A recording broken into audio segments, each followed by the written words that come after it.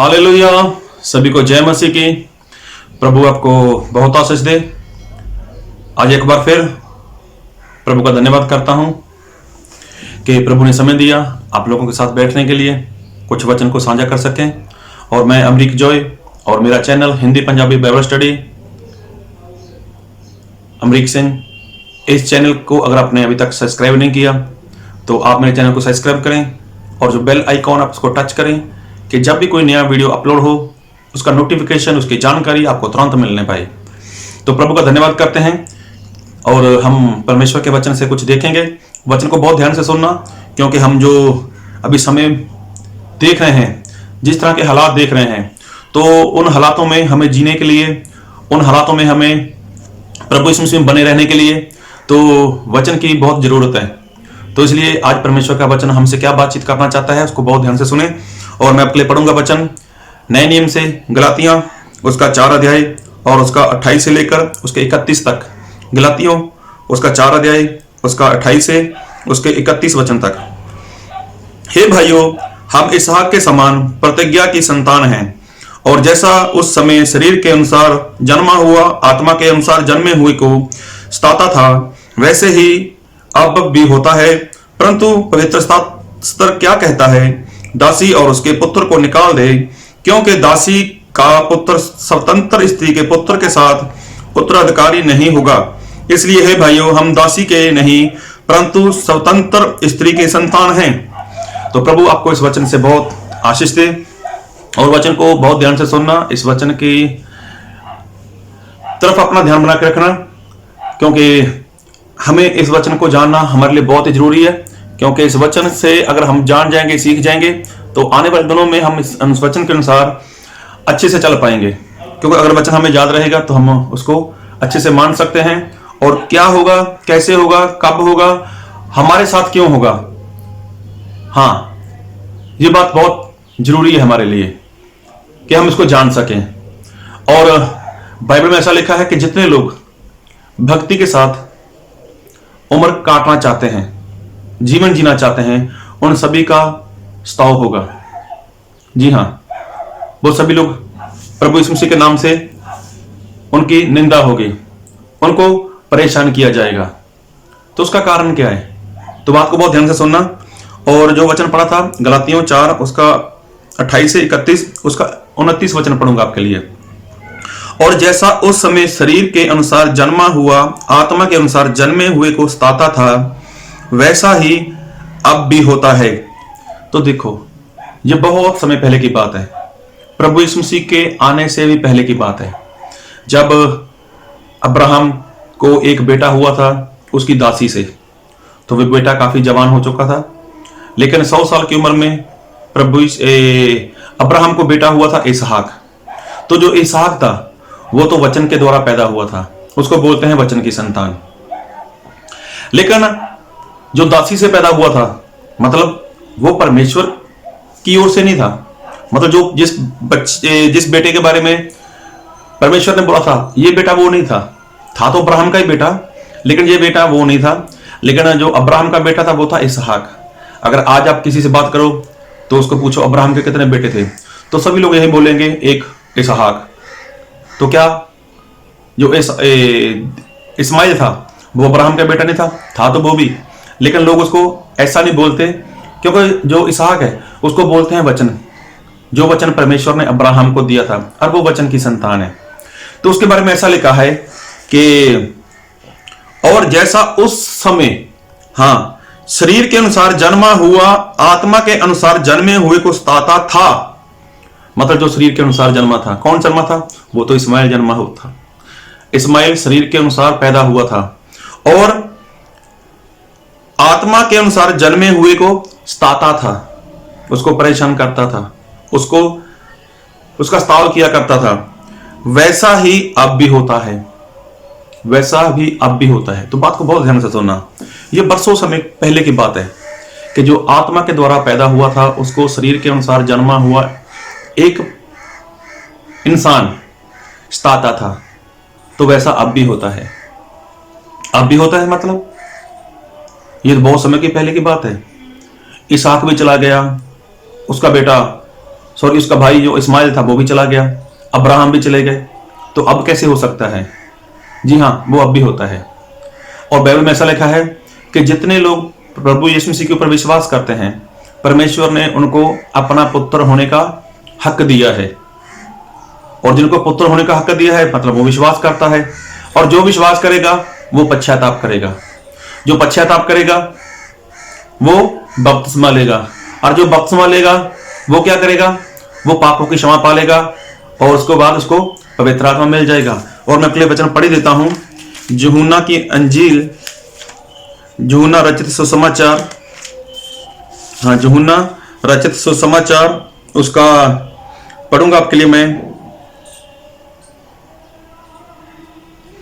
उसका 12 वचन से।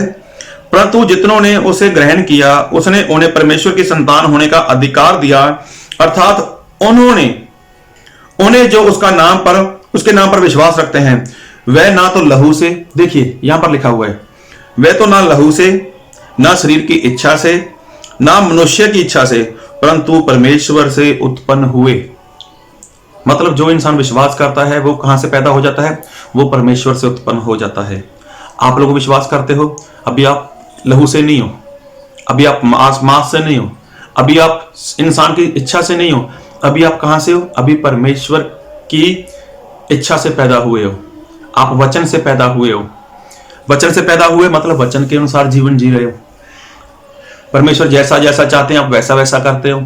परमेश्वर ने जो आज्ञाएं दी हैं आप वो आज्ञा मानते हो। तो जो लोग शारीरिक हैं, जो लोग संसारिक हैं, जो लोग ना तो मसीह के ऊपर विश्वास करते हैं ना मसीह के वचन की आज्ञाकारी करते हैं, वो कौन है? वो तो शारीरिक हैं। वो कहां से पैदा हुए? वो तो मनुष्य की इच्छा से पैदा हुए हैं। वो लोग कहां से पैदा हुए? वो लहू और मांस की इच्छा से पैदा हुए हैं। अब वो लोग क्या करते हैं? आप लोगों को सताते हैं। जी हां, वर्षों पहले ऐसा होता था कि जो शरीर से जन्मा था वो आत्मा से पैदा हुए को सताता था। तो वो बात आज भी होती है। अगर आपने सच्चा विश्वास किया, सच्ची तौबा की, सच्चा पश्चाताप किया और पापों की क्षमा के लिए बहते हुए पानी में बपतिस्मा ले लिया, आपको पापों की क्षमा मिल गई, आपको पवित्र आत्मा मिल गया। और आपके लिए परमेश्वर का वचन यह कहता है, वह ना तो लहू से, ना शरीर की इच्छा से और ना मनुष्य की इच्छा से, परंतु परमेश्वर से उत्पन्न हुए। अगर आप परमेश्वर से उत्पन्न हुए हो, आप वचन से उत्पन्न हुए हो, तो आप किसकी संतान हो? आप वचन की संतान हो। और वचन की संतान हो, और जो शरीर की संतान है, जो शरीर से पैदा हुआ है, वो आपका स्ताव करता है, वो आपको सताता है, वो आपको परेशान करता है। और बाइबल में लिखा है, मत्ती रचित सुसमाचार उसका 10 अध्याय, और मत्ती रचित सुसमाचार उसका 10 अध्याय, और आपके लिए पढ़ूंगा मैं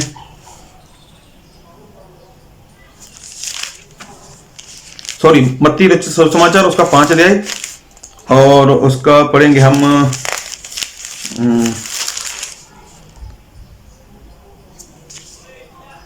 हाँ 5 का 10। धन्य है वह जो धार्मिकता के कारण सताए जाते हैं, क्योंकि स्वर्ग का राज्य उन्हीं का है। धन्य है वह जो धार्मिकता मतलब आज्ञाकारी। अगर आप परमेश्वर के संतान हो तो आप परमेश्वर की आज्ञाकारी करोगे। अगर आप आज्ञाकारी करोगे, लोग आपको सताएंगे, लोग आपको परेशान करेंगे। तो जो इसहाक था वो भी तो परमेश्वर के वचन के द्वारा पैदा हुआ था, वचन की संतान बोला गया उनको। तो जब उनकी सतावट हो सकती है, जब उनको सताया जा सकता है, क्यों? क्योंकि वो आज्ञाकारी करता था, वो धार्मिकता में चल रहा था। और लिखा है, धन्य है वह जो धार्मिकता के कारण सताए जाते हैं, क्योंकि स्वर्ग का राज्य उन्हीं का है। तो स्वर्ग का राज्य तो उनको मिलने वाला है ना, जिनकी सतावट होने वाली है, जो सताव में जाएंगे। और धन्य हो तुम जब मनुष्य मेरे कारण तुम्हारी निंदा करें और सताएं और झूठ बोल कर तुम्हारे विरोध में सब प्रकार की बुरी बातें कहें, तब आनंदित और मगन होना, क्योंकि तुम्हारे लिए स्वर्ग में बड़ा फल है। इसलिए कि उन्होंने उन भविष्यवक्ताओं को जो तुमसे पहले थे इसी रीति से सताया था। तो देखो, जो आज्ञाकारी करेगा, आज्ञाकारी कौन करेगा? जो विश्वास करेगा, और जो विश्वास करेगा वो तो पश्चाताप करेगा, जो पश्चाताप करेगा वो तो बपतिस्मा लेगा, जिसको बपतिस्मा मिलेगा वो तो पापों की क्षमा पालेगा, और जिसको पापों की क्षमा मिल गई उसको पवित्र आत्मा मिल गया। और जो पवित्र आत्मा पा लेता है तो वो क्या करेगा? पवित्र आत्मा की अगुवाई में चलेगा। और पवित्र आत्मा क्या सिखाएंगे? वो तो धार्मिकता सिखाएंगे, वो तो आज्ञाकारी करना सिखाएंगे। कहां पर? उन्हीं लोगों के बीच में। वो आपकी बिरादरी हो सकती है, आपका समाज हो सकता है, आपका परिवार हो सकता है, आपकी चर्च हो सकती है, कोई भी हो सकता है। आपका भाई, आपकी बहन, आपके माता पिता, आपकी पत्नी, आपका पति, आपके बच्चे, आपके पड़ोसी, वो कोई भी हो सकता है। उन लोगों में जब आप चलोगे वचन के अनुसार, आज्ञाकारी में और परमेश्वर की आत्मा की अगुवाई में जब आप चलोगे तो आप वचन से पैदा हुए हो। और जो शारीर के लोग, जो शरीर से पैदा हुए हैं, जो संसार के लोग, आपको क्या करेंगे? वो सताएंगे, आपको परेशान करेंगे। और लिखा था, और लिखा भी है गलातियों उसका 4 अध्याय उसके 29 वचन में, ये पहले हुआ करता था और वो अब भी हो रहा है। तो क्या परमेश्वर के वचन के कारण आपकी सतावट हो रही है? क्या परमेश्वर के वचन की आज्ञाकारी के कारण आपको सताया जा रहा है? क्या लोग आपको प्रभु यीशु मसीह के वचन के द्वारा परेशान कर रहे हैं? अगर आपको परेशान कर रहे हैं तो आप आशीषित हो, आप मुबारक हो और धन्य हो आप, क्योंकि ये होने वाला है और हो रहा है। अगर आपका परमेश्वर के वचन के अनुसार सताव नहीं है, अफसोस, दुख वाली बात है कि आप स्वर्ग में नहीं जाने वाले। सताव कब होगा? कि जब आप वचन के अनुसार जीवन जियोगे। आपका समाज क्या करता है, आपकी बिरादरी क्या करती है, आपके लोग क्या करते हैं, आपके रिश्तेदार क्या करते हैं, उन सब से हटकर निकल जाना है आपको बाहर। उनकी परंपराओं में आपको नहीं जीवन जीना। ऐसी बिरादरी में जो खुद के कानून बनाकर बैठे हैं, ऐसी चर्च में यहां पर खुद के कानून है, परमेश्वर के वचन की आज्ञाकारी नहीं है, तो ऐसे लोगों में आपको जीवन नहीं जीना। तो जब वहां से आप बाहर निकल जाओगे तब क्या होगा? लोग आपकी निंदा करेंगे, लोग आपको परेशान करेंगे, लोग आपको सताएंगे। तो ये बहुत बड़ी बात है, बड़ी बात है ये आपके लिए कि आप वचन की संतान हो। आप धार्मिकता के कारण सताए जा रहे हो, तो कितनी बड़ी बात है। धार्मिकता के कारण अगर सताए जाओगे तो बहुत बड़ा फल है। तो इसलिए अभी तक आपने धार्मिकता को ग्रहण नहीं किया, अभी तक आप आज्ञाकारी नहीं कर रहे, अभी तक आप वचन की संतान नहीं बने, तो कोई बात नहीं, अभी समय है, क्योंकि इससे भी भयानक समय आने वाला है। उस समय में आपको बने रहना है, खड़े रहना है। इसलिए आप परमेश्वर के वचन को समझो, जानो, हमें किस तरह से जीवन जीना है। हमारा पल पल, हर दिन, प्रतिपल हमारा स्ताव है। उस स्ताव में से आपको निकलना है, उस स्ताव में आपको बने रहना है। अगर स्ताव नहीं हो रहा तो आप उस भीड़ में हो, आप उस संसार के लोगों में हो, आप शरीर के अनुसार पैदा हुए हो, लेकिन आपको जरूरत है कि आप वचन के अनुसार पैदा हो जाओ। आपको जरूरत है कि आप वचन की संतान बन जाओ, क्योंकि लिखा है कि जो आत्मा के द्वारा पैदा हुआ था उसको जो शरीर द्वारा पैदा हुआ था वो परेशान करता था। तो जब आप नया जन्म पा लेते हो, बपतिस्मा ले लेते हो, जैसा बाइबल में लिखा है, तो आपका नया जन्म हो जाता है, आप आत्मा से पैदा हो जाते हो। तो आत्मा से जो पैदा हुआ है उसको शारीरिक लोग, उसको संसार के लोग, वो कोई भी हो सकता है, आपके परिवार के लोग हो सकते हैं, वो आपको सताएंगे। तो सताव को सहन करो, पवित्र आत्मा की सामर्थ्य प्राप्त करो और वचन में आगे बढ़ो। परमेश्वर आपको बहुत आशीष दे। और अगर आपको कोई बातचीत करनी है तो मेरा कॉन्टैक्ट नंबर बीच में दिया गया है, आप मुझे कॉन्टैक्ट कर सकते हो।